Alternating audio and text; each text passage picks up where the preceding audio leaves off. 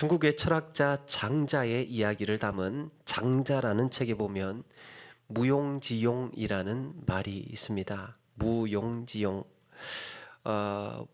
언뜻 보기에 쓸모없어 보여도 오히려 더 쓸모 있는 경우가 있다는 겁니다. 쓸모없어 보이는데 쓸모가 있는. 중국의 전국 시대에 이 장석이라고 하는 유명한 목수가 살았다고 합니다. 장석이라는 목수가 살았는데 그가 어느 날 이제 제나라로 가다가 큰 상수리 나무를 보게 됩니다. 마침 거기에 사람들이 모여서 그 나무 밑에서 야, 이 나무 얼마나 멋있냐고 그러면서 감탄을 하고 있는데 그래도 나무에 일가견이 있는 이 장석이라는 사람이 평가를 하고 뭔가 이렇게 좀 볼 줄 알았어요. 그런데 그러지 않고 거들떠 보지도 않고 그냥 슥 지나가는 거예요. 같이 따라가던 목수의 제자가 묻습니다. 아니 선생님, 이렇게 훌륭한 나무를 어떻게 보지도 않고 그냥 지나치십니까? 그러니까 장석이 말합니다. 이 나무는 쓸모가 없어. 나무로 이제 배를 만들면 가라앉을 거고 관을 만들면 빨리 썩어 버릴 거야. 그릇을 만들면 쉽게 갈라지고 문짝을 만들면 나무에 진이 흘러서 이 나무는 못 쓴다. 그러면서 한마디 덧붙입니다. 이렇게 쓸모가 없어서 이 나무는 이토록 오래 살고 있는 거다. 철학자 장자가 장석이라는 목수 이야기를 통해서 말하고 싶었던 게 무엇일까? 목수는 목수의 입장에서만 나무를 보기 때문에 그 나무의 진짜 쓸모를 알지 못한다는 겁니다. 나무의 쓸모는 배를 만들고 그릇이나 문짝을 만든 데만 쓰이는 게 아니라 나무는 때로는 열매를 주기도 하고 누군가에게는 그늘이 되기도 하고 누군가에게는 쉼터가 되기도 하죠. 때로는 한 폭의 그림 같은 아름다운 풍경을 연출해서 사람들의 마음에 평안을 선사하기도 합니다. 그러니까 나무가 하는 일은 누군가에 따라서 또 어떤 형편과 환경에 따라서 여러모로 쓸모가 있는데 목수는 이 목수의 입장에서만 나무를 본다는 거죠.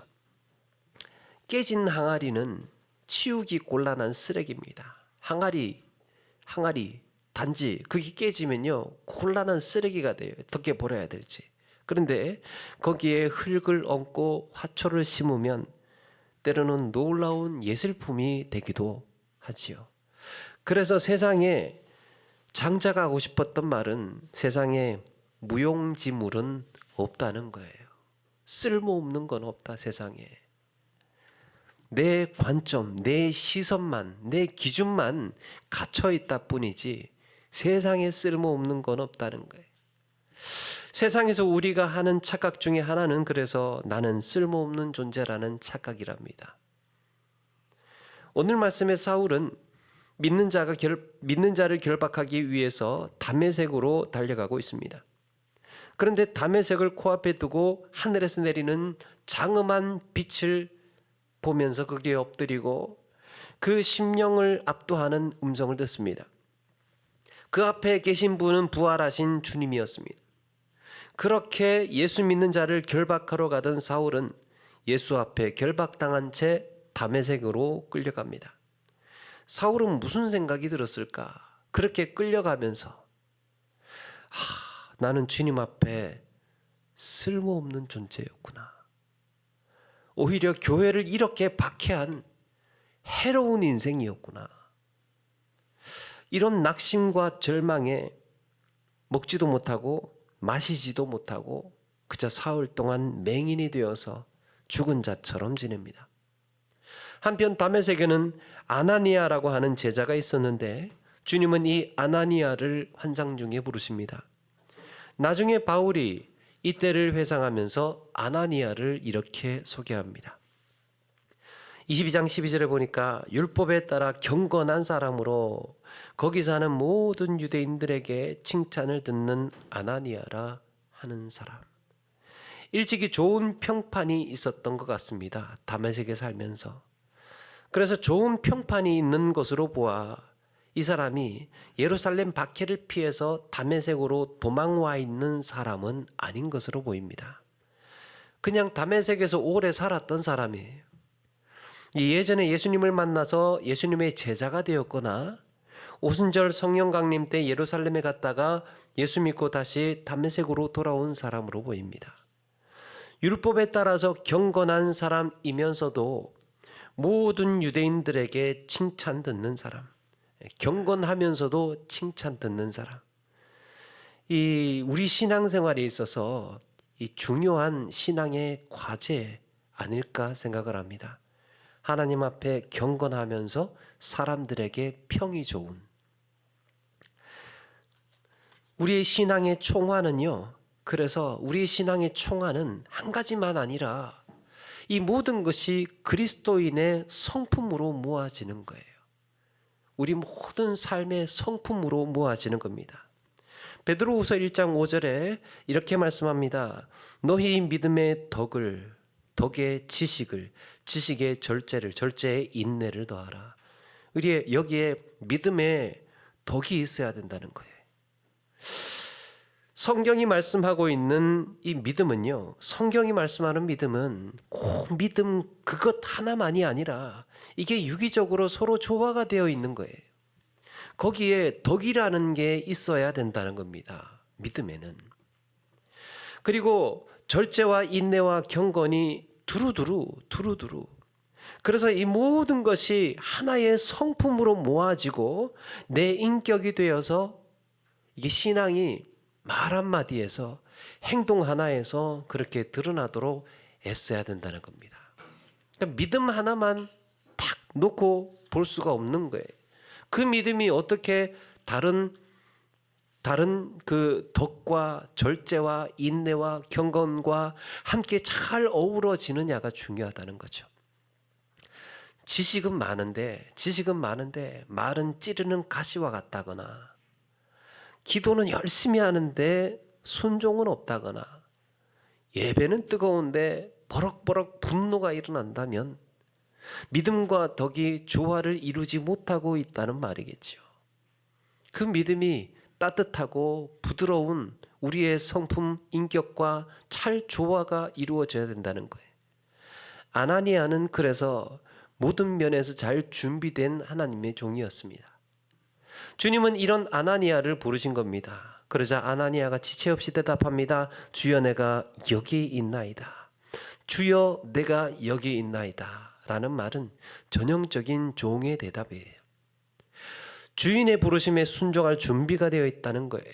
무엇을 말씀하시든지 복종하고 따르겠다는 마음입니다. 그런데 주님은 당혹스러운 말씀을 하십니다. 11절 일어나 직가라 하는 거리로 가서 유다의 집에서 다소 사람 사울이라 하는 사람을 찾으라.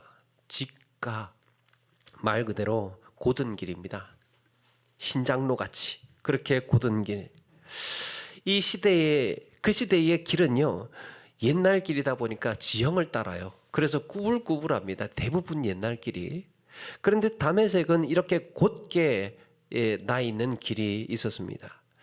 오늘날에도 다브 알 무스타킴이라는 이름으로 존재한다고 합니다. 그곳에 가서 유다의 집을 찾으면 거기에 다소 사람 사울이 거기에 있을 거다라는 거예요.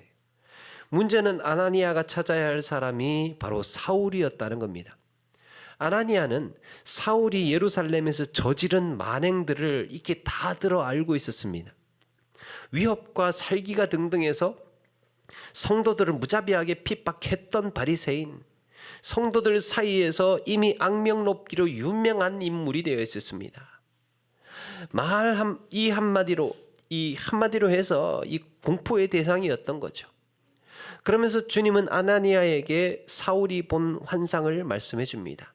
이 사울이 무엇을 보았다는 겁니까? 아나니아가 사울에게 안수하고 다시 눈을 뜬다는 환상을 보았다는 겁니다. 아니 지금 내가 사울에게 가서 안수를 해야 하다니. 차라리 아나니아야, 사울이 지금 다메섹에 와 있는데 네가 가서 한번 주의 이름으로 처단해라. 그러면 오히려 쫓아가기가 쉬웠을 겁니다. 그런데 주님은 사울에게 가서 안수하고 돌봐주고 주의 이름으로 세례주라고 하십니다. 내키지 않았죠. 그렇게는 하기 싫었습니다. 그런데 무엇보다 걱정이 되는 것은 박해 이후에 많은 사람들이 다메섹에 들어와 있는데, 성도들이 다메섹에 들어와 있는데 여기에 자기가 노출이 되면 자칫 다른 성도들까지 줄줄이 붙잡혀서 예루살렘에 끌려갈지 모를 일이었습니다. 사울은 그렇게 위험한 인물이고 피해야 할 사람이었습니다. 그럼에도 차마 주님의 명령이라 거절은 못하고 이렇게 변명합니다. 13절. 주여, 이 사람에 대하여 내가 여러 사람에게 듣사온즉 그가 예루살렘에서 주의 성도들을 적지 않게 해를 끼쳤다 하더니 여기서도 주의 이름을 부르는 모든 사람을 결박할 권한을 대제사장들에게 받았나이다. 여러분, 이 사실을 주님께서 모르고 말씀을 하셨을까? 이걸 모르고 예수님께서 아나니아에게 그를 찾아가라고 하셨을까? 그러면 아나니아의 말을 듣고 주님께서 그래? 난 사울이 그런 애인 줄 몰랐네? 뭐 이래야 했겠습니까? 아나니아의 말은 싫다는 거예요. 하나님께서 모세를 애굽으로 보내실 때 모세가 뭐라고 합니까? 말도 어눌하고 자기는 힘도 없고 나이도 많아서 안 되겠다고, 보낼 만한 사람 보내시라고 그렇게 대답하죠.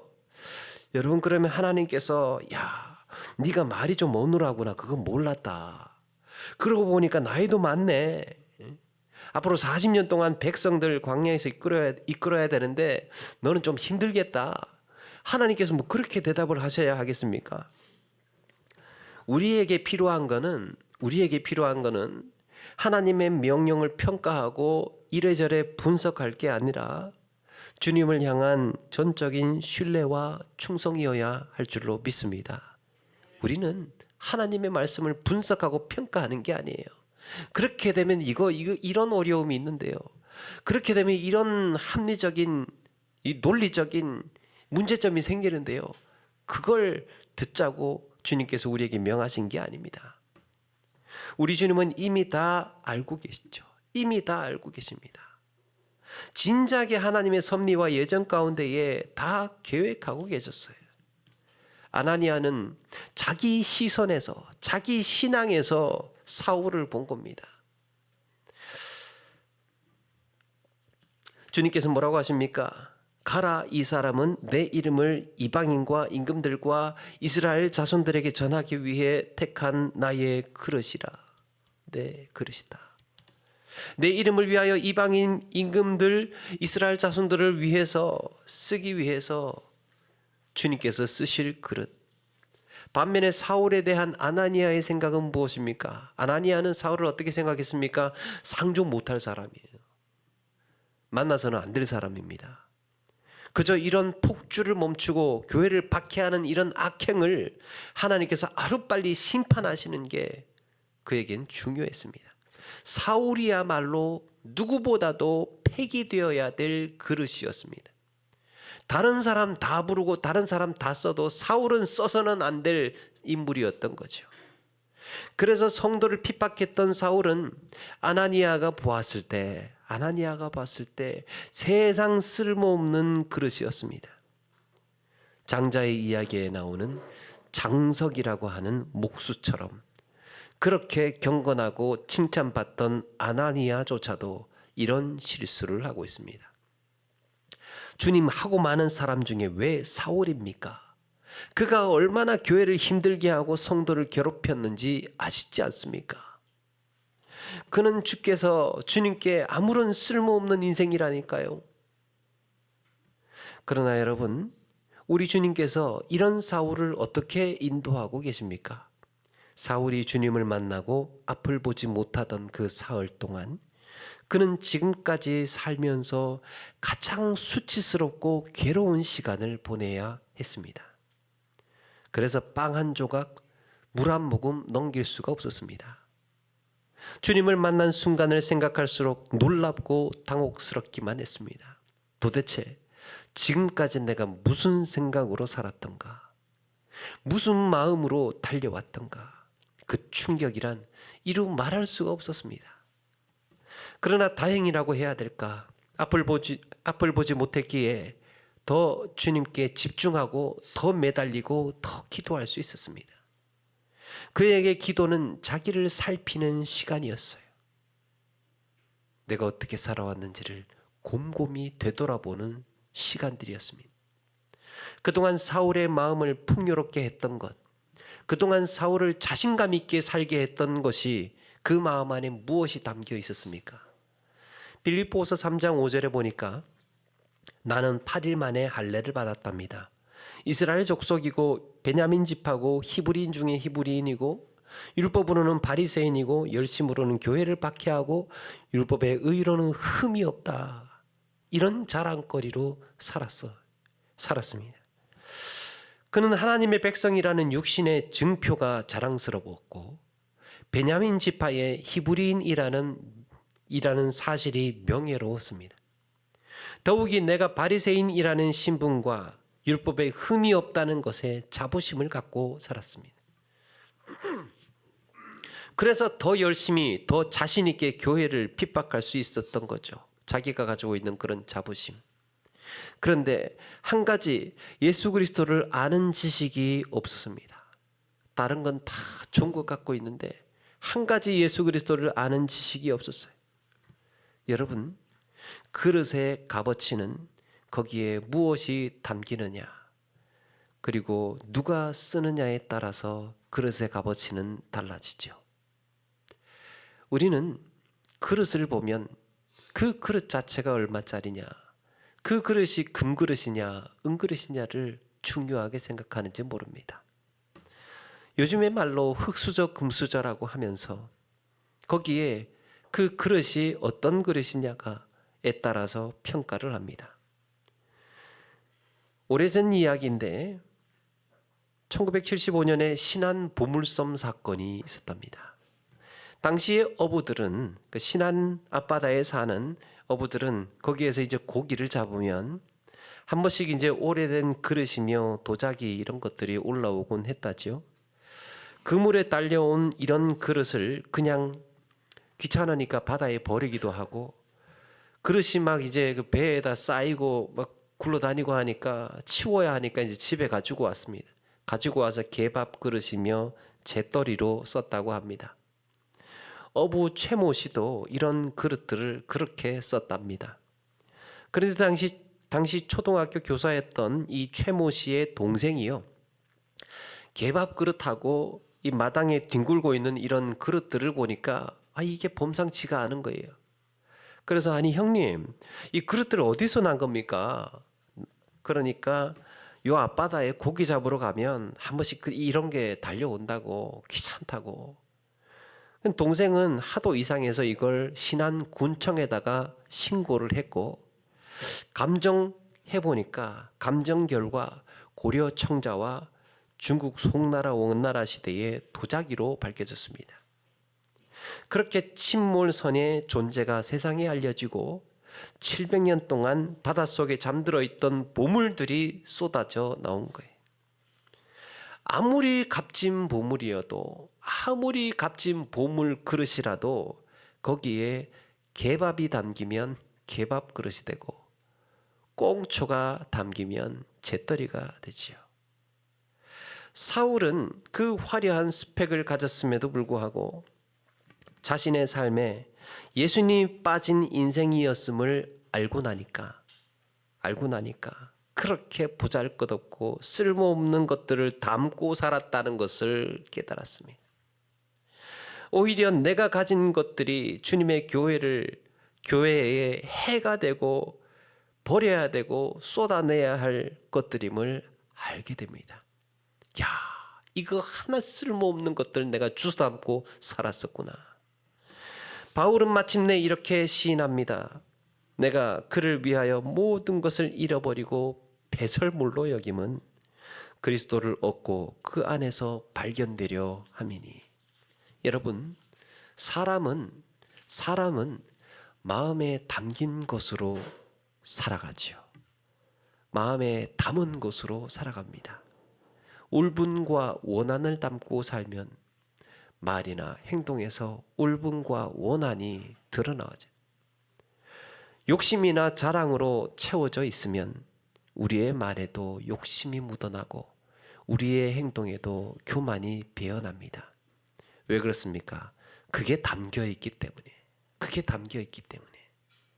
그러나 마음에 이 담긴 것들을 쏟아내고 깨끗이 비운 후에 예수 그리스도를 담는다면, 그리스도를 내 마음에 담는다면 우리의 인생은 빛나고 아름다워질 줄로 믿습니다. 우리가 이 보배를 질그릇에 가졌으니 이는 심히 큰 능력은 하나님께 있고 우리에게 있지 아니함을 알게 하려 함이라. 세상은 그릇의 모양과 값어치로 평가합니다. 그러나 성경은 그 그릇이 어떤 그릇이든지 간에 거기에 담긴 내용을 주목합니다. 거기에 담긴 내용, 무엇이 담겨 있느냐, 무엇을 담고 있느냐. 인생의 고통은 얻지 못해서가 아니라 버리지 못해서 고통스럽다고 합니다. 우리는 왜 괴롭습니까? 버리지 못하는 것 때문에 괴로워요. 버리지 못한 욕심 때문에 인생이 답답해. 버리지 못한 증오와 미움 때문에, 버리지 못한 원망과 분노 때문에 괴로운 겁니다. 사랑하는 여러분, 내가 버려야 할 게 무엇일까? 내가 버려야 할 게 무엇일까? 내 심령을 병들게 하고 해롭게 했던 내 안의 불순물을 깨끗이 씻어내고 보배를 담은 그릇으로 빛나고 아름다운 인생 사시는 우리 모두가 되시기를 바랍니다. 마지막으로 도종환님의 단풍 드는 날이라는 시로 말씀을 마치도록 하겠습니다. 버려야 할 것이 무엇인지를 아는 순간부터 나무는 가장 아름답게 불탄다. 제 삶의 이유였던 것, 제 몸의 전부였던 것, 아낌없이 버리기로 결심하면서 나무는 생의 절정에 선다. 시인은 아낌없이 버리겠다고 이런 결심이 붉게 물들어갈 때, 그때가 인생에서 가장 아름다운 순간이라고 말하고 있습니다. 내가 버려야 할 것이 무엇인지를 아는 것이 지혜고, 그것을 버리기로 결단하는 그 사람의 모습이 가장 아름답대. 이제 곧 온 세상에 단풍이 물들 것입니다. 버려야 할 것을 버리고 주님 안에서 쓸모 있는 그릇, 값진 인생으로 사시는 저와 여러분 되기를 주님의 이름으로 축원합니다.